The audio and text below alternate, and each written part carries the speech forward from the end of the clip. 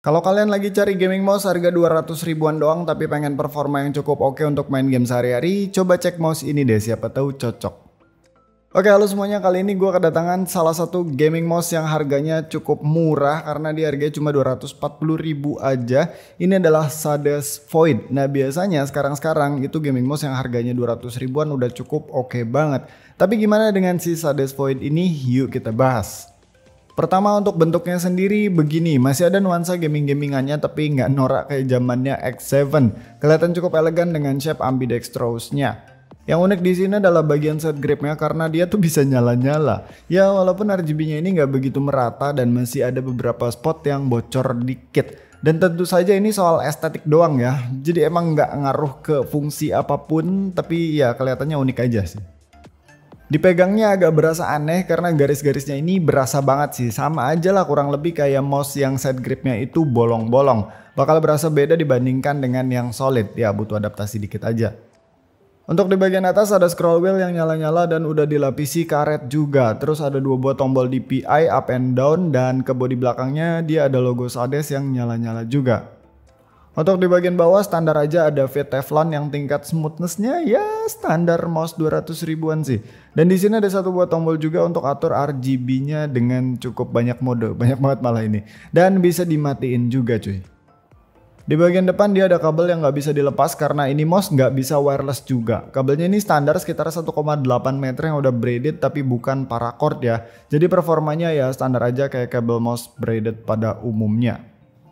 Soal build quality gue rasa masih oke-oke aja untuk mouse harga 200 ribuan. Plastiknya berasa cukup solid meski di gap-gap antar partnya masih berasa belum semulus itu. Terus untuk dimensinya dia ini cukup bongsor, yaitu ada di 126 x 65 mm dengan bagian tertinggi di 40 mm.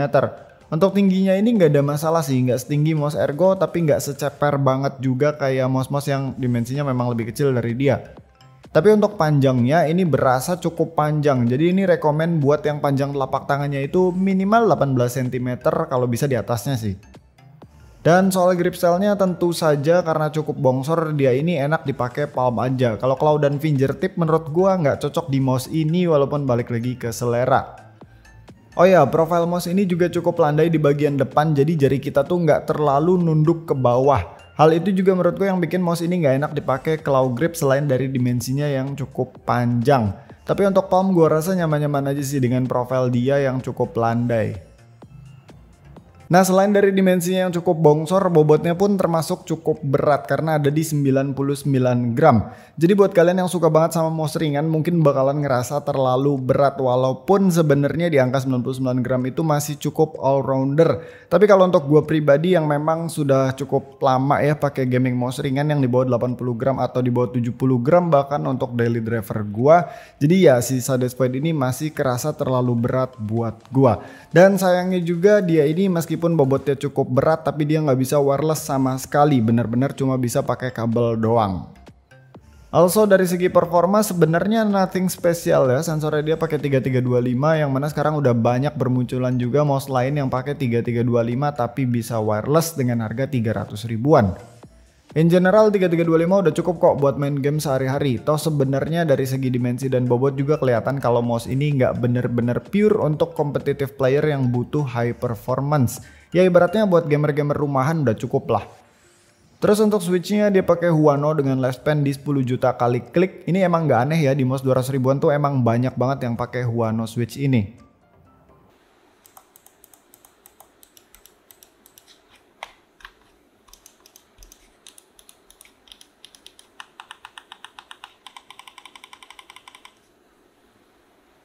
By the way, dashmat yang dari tadi kalian lihat di video kali ini adalah dashmat terbaru dari Sades. Ada dua gambar yaitu Kujira dengan base color navy yang punya motif Seigeha dan ada gambar pausnya juga.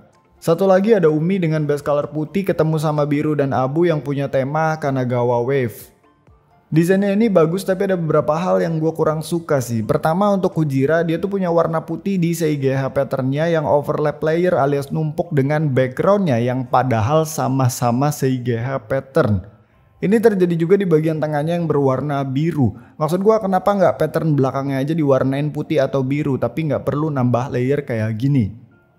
Kedua, di Kanagawa wave patternnya si Umi ada beberapa vektor yang kelebihan. Gua nggak tahu ini sengaja atau gimana, tapi menurut gua bakalan lebih manis kalau vektornya ini nyambung, nggak bablas kayak gini. Tapi secara overall kedua Desmet barunya Sades ini punya desain yang cakep kok. Ya hal-hal tadi mungkin bakalan ngeh kalau memang diperhatiin detailnya aja. Dua-duanya ini punya ukuran di 800 x 400 mm dengan tebal di 5 mm. Bagian bawahnya udah pakai karet dan ini bener-bener berasa empuk banget parah. Bagian pinggirnya juga udah dijahit rapi dan surface-nya ini spill proof atau waterproof. Jadi kalau ketumpahan air dia nggak langsung nyerap ke bagian kainnya. Cakep banget lah buat nemenin desk setup kita biar kelihatan makin asik lagi. Harganya juga murah cuy, cuma 135.000 aja. Bisa kalian beli lewat link yang ada di deskripsi di bawah. So balik lagi ke mouse-nya, bisa dibilang Sades Void ini bagus tapi biasa aja, bahkan agak nanggung. Maksudnya di range harga 300 ribuan tuh udah dapet 3325 yang bisa wireless pakai dongle, sedangkan si Sades Void ini harganya di 240 ribu. Kan nanggung. Kalau kalian ingat, gue sebenarnya dulu udah pernah review Sades Oculus S30 ya, saudaranya Void banget nih karena sensornya sama-sama pakai 3325, cuman bedanya si Oculus itu bisa wireless via dongle 2,4 GHz. Dan harganya itu cuma 300 ribuan aja. Jadi kayaknya line up mouse-nya Sades yang harga sekitar 200-300 ribuan ini terlalu mepet banget ya. Tapi ya balik lagi, kalau memang nggak masalah dengan wireless, terus suka sama bentuknya dan nggak masalah dengan bobotnya 99 gram juga, atau bahkan memang kalian penyuka mouse yang sekitaran 100 gram, ya oke-oke aja sih untuk ngambil si Sades Void ini. Terakhir kalau untuk si Desmet-nya sendiri, gue rasa untuk di harga 135 ribu ya udah oke banget lah. Jadi segitu aja videonya, thank you yang udah nonton, sampai ketemu di video selanjutnya, bye.